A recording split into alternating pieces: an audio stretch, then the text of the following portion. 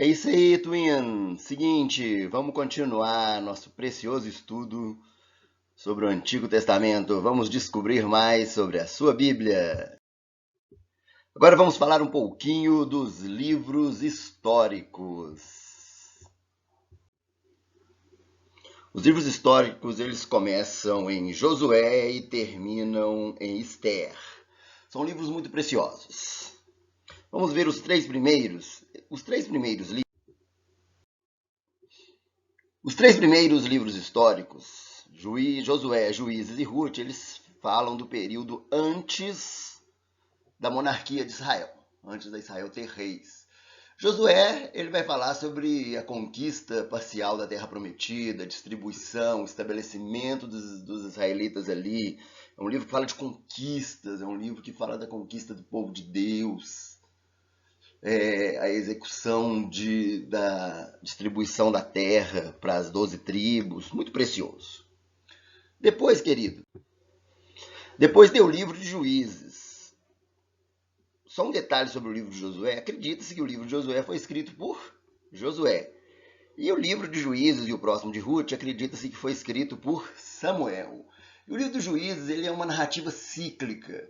Cíclica por quê? Porque fala de ciclos onde o povo de Deus, assim, ele saía da presença do Senhor, aí Deus levantava um juiz, um líder, levava o povo de volta à presença de Deus, a aliança era restabelecida, aliança em relação ao povo de Deus, porque o nosso Deus nunca quebra aliança.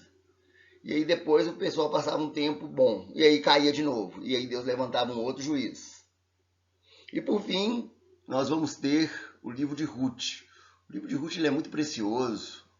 Essa pastora, a pastora Lília, uma vez até escreveu um livro baseado no livro de Ruth. Muito preciosa a história de Ruth. É uma história sobre lealdade.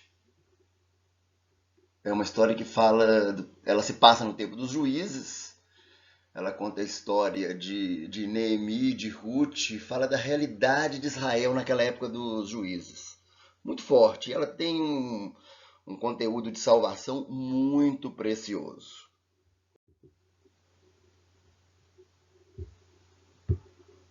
Nós temos alguns personagens aqui, por exemplo, no livro de Josué, nós temos uma ênfase grande no próprio Josué, evidentemente, também fala muito de Caleb, quando ele conquista Caleb, que é da tribo de Judá. Temos também temos os juízes, alguns dos juízes, quem? Débora foi uma juíza, Gideão, Sansão. Tivemos outros juízes também. E também, como já foi dito, Ruth, né? O Boaz, a Noemi. Então, esses são os primeiros 3 livros históricos. Bom, depois de Ruth nós temos o quê? 1 Samuel, 2 Samuel, Reis, 1 e 2 Reis, 1 e 2 Crônicas. O 1 e 2 Samuel fala do quê? Da transição, do último juiz. Quem foi o último juiz? Samuel. Para o primeiro rei Saul, a ascensão e o reinado de Davi. Então, os livros de Samuel falam do quê? Exatamente do início da monarquia e dos 2 primeiros reis, que foram Saul e Davi. 1 Samuel enfatiza muito a questão do próprio Samuel e Saul, evidentemente, e o início do reinado de Davi. 2 Samuel fala essencialmente do reinado de Davi. Já a 1 e 2 Reis, ela começa com o reino de Salomão. E é uma história bem tensa, porque é a história do declínio e da divisão de Israel em 2 reinos, Reino do Sul e Reino do Norte. Certo? E ela vai até o próprio exílio de Judá. Certo? Quando ela vai até o começo do exílio. É uma história muito tensa, porque relata justamente isso, porque ali, a partir de Salomão, nós tivemos muitos reis que foram reis o quê? Não foram reis bons. E a divisão, né, de Israel em Reino do Sul e Reino do Norte, em Judá, em Israel. Israel praticamente não teve rei bom. E em Judá tivemos muitos reis que foram bons. Na verdade, a linhagem de Davi ficou em Judá. E Israel não seguiu essa linhagem. E aí depois nós vamos para quê? Para primeiro e segunda Crônicas. Ela fala muito mais do que dos reis de Judá. Ela dá uma ênfase no templo, na adoração, ali no templo. Ela vai trabalhando ali o reino de Judá de forma muito preciosa.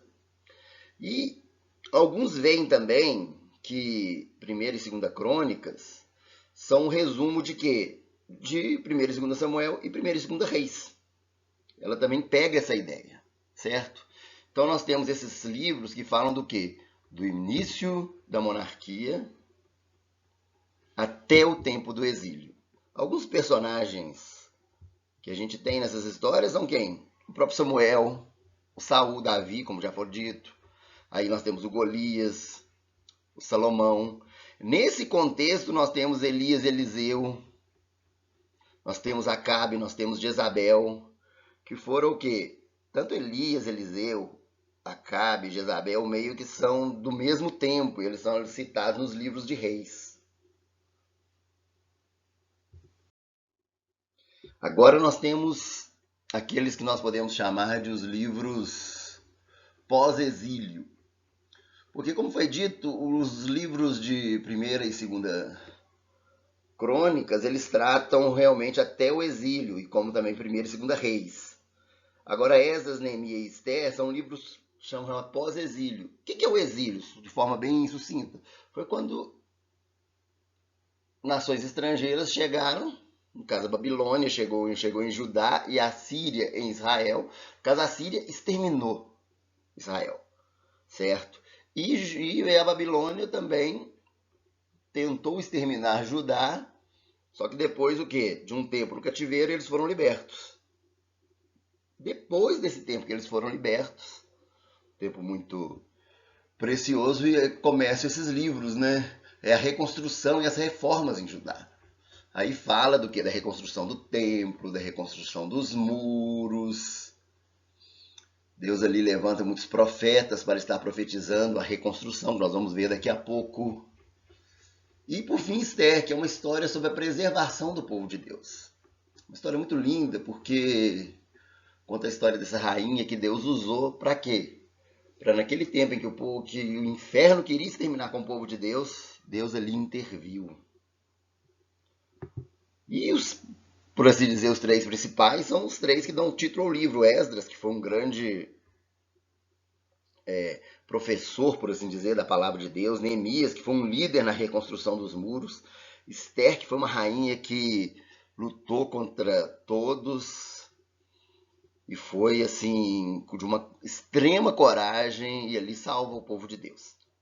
Agora é importante a gente entender. Bom, agora vamos para os livros poéticos. Bom, por que eles são chamados de livros poéticos? Óbvio, eles são escritos de uma forma poética, eles são escritos com métricas, um jeito diferente, entendeu? De se escrever, não é uma narrativa necessariamente. O primeiro deles é o livro de Jó, que fala realmente sobre o quê? Fala muito sobre o sofrimento humano, fala sobre a soberania de Deus, fala sobre diversos temas ligados à questão da justiça de Deus. Depois nós temos Salmos, que é o maior livro da Bíblia. Grande parte dos Salmos foram escritos, como nós sabemos, por Davi. O livro de Salmos é muito bonito porque ele relata de forma poética, assim, situações e sensações da alma humana. Muito legal. Depois nós temos o livro de Provérbios, que é uma série de poemas com o intuito de mostrar sabedoria. Ele traz muita ideia da sabedoria, mostrando quem é o sábio e quem é o tolo. Trabalha muito com isso. Depois nós temos o livro de Eclesiastes. O livro de Eclesiastes, querido, tem gente que fala que ele é o livro mais mal-humorado da Bíblia, porque ele relata a vida assim como ela é. São meditações que certamente são de Salomão, meditações sobre a vida, reflexões sobre a vida. Ele é muito profundo, esse livro. E finalmente nós temos o famoso Cantares de Salomão, que é o quê? Uma linda história de amor, né?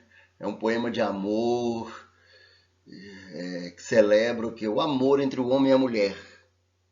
E, para nós hoje, ele celebra o quê? A relação de Cristo, o homem, e a igreja, a mulher. São muito preciosos os livros poéticos. Vamos lá? Bom, nós temos agora os livros dos profetas. Ele é dividido em dois, chamados profetas maiores, mas não é porque os profetas maiores são melhores do que os outros não, tá, gente? Simplesmente porque os livros são maiores do que os outros livros dos profetas. Entre eles estão Isaías, Jeremias, Lamentações, Ezequiel e Daniel. É interessante que Ezequiel e Daniel, eles são profetas que profetizaram no exílio, durante aquele exílio. Lamentações foi o quê? Foi durante o ataque da Babilônia a Judá. E nós temos aqui Isaías e Jeremias que profetizaram contra o pecado do povo. O que levou o povo para o cativeiro? O pecado. Mas vamos lá, para a gente encerrar. Agora os profetas menores: Oséias, Joel, Amós, Obadias, Jonas, Miqueias, Naum, Abacuque, Sofonias, Ageu, Zacarias e Malaquias. Bom, eu não vou falar de cada um deles, talvez em algum outro momento a gente fale, mas eles são considerados menores por causa do tamanho dos livros. Mas eles também são muito preciosos, certo? Lembrando aqui que esses três profetas aqui, os três últimos, Ageu, Zacarias e Malaquias, eles profetizaram após o exílio. E esses outros profetizaram o quê?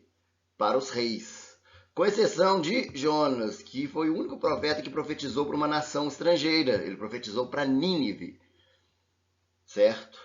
E os outros profetizaram para quem? Para os seus conterrâneos. Porque tanto Israel como Judá entraram no caminho do pecado, o que levou à sua destruição. Beleza, Twin? Espero que isso aí te ajude a rever tudo que nós já aprendemos. Ok? Abraço e tchau, tchau.